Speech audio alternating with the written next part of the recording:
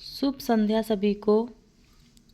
आज हम सभी पढ़ते हैं पंचायती राज व्यवस्था, जो यूजीसी नेट प्रथम प्रश्न पत्र में के पाठ्यक्रम के अंतर्गत आता है। पंचायती राज क्या होता है, आइए पढ़ते हैं। पंचायती राज व्यवस्था, पंचायत शब्द का शाब्दिक अर्थ है 5 लोगों की एक परिषद। भारत में 2/3 जनसंख्या गांव में निवास करती है। महात्मा गांधी ने गांव को एक मिनी गणराज्य कहा।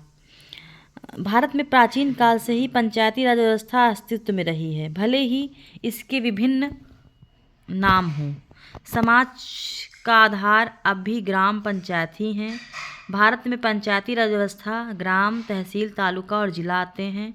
पंचायती राज राज्य सूची में सम्मिलित है। ब्रिटिश शासन काल में स्थानीय स्वायत्त शासन का सर्वप्रथम प्रयास 1882 में वायसराय लॉर्ड रिपन ने किया था। इस संबंध में 1907 में शाही आयोग का गठन भी हुआ। इस आयोग की अनुशंसा के आधार पर 1920 में संयुक्त प्रांत असम, बंगाल, बिहार, मद्रास और पंजाब में पंचायतों की स्थापना के लिए कानून बनाए गए। स्वतंत्रता संघर्ष के दौरान भी संघर्षरत नेताओं के द्वारा पंचायती राज व्यवस्था की स्थापना की मांग की जाती रही।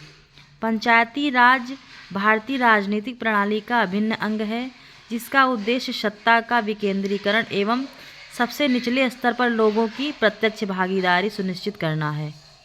राज्य के नीति निर्देश सिद्धांतों के अनुच्छेद 40 के तहत राज्यों को ग्राम पंचायतों को स्वशासन की इकाइयों के रूप में संगठित करने का निर्देश दिया गया है।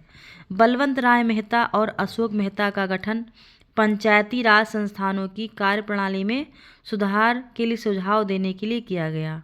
संविधान के 73वें संशोधन द्वारा पंचायती राज संस्थाओं को संवैधानिक दर्जा दिया गया। इसके अंतर्गत 11वीं अनुसूची जोड़ी गई, जो पंचायतों की कार्यप्रणाली से संबंधित है।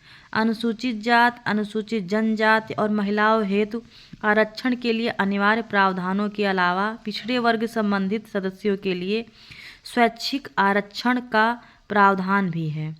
विकेंद्रीकरण की चल रही प्रक्रिया के अवलोकन और राज्यों के स्थानीय प्रशासन को सुनिश्चित करने के लिए 2004 में पंचायती राज मंत्रालय की स्थापना की गई। संविधान में पंचायतों के लिए 3 स्तरीय प्रणाली की परिकल्पना की गई है। पंचायती राज भारत में प्रशासन की मूल इकाई, जिसमें 3 स्तर हैं। ग्राम स्तर, जो एक गांव होता है, तालुका, तहसील या ब्लॉक, और जिला स्तर। इन 3 स्तरों पर पंचायती राज की व्यवस्था की गई है।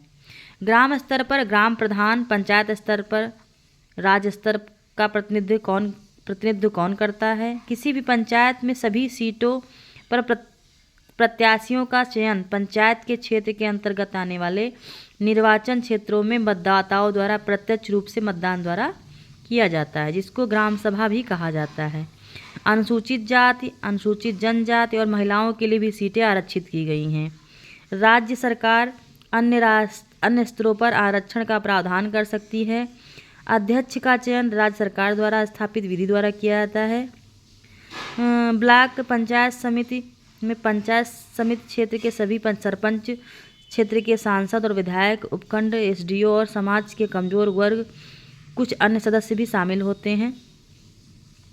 ब्लॉक पंचायत तहसील तालुक के गांव के समूह के लिए कार्य करती है, जिसको ब्लॉक कहा जाता है। इस प्रकार हमने आज पंचायती राज का गठन किस प्रकार से होता है और पंचायती राज में कुल कितने स्तर होते हैं और ब्लॉक स्तर पर जो समिति बना जाती है, पंचायत समिति, उसका चयन कैसे होता है, आज हम लोगों ने यह पढ़ा।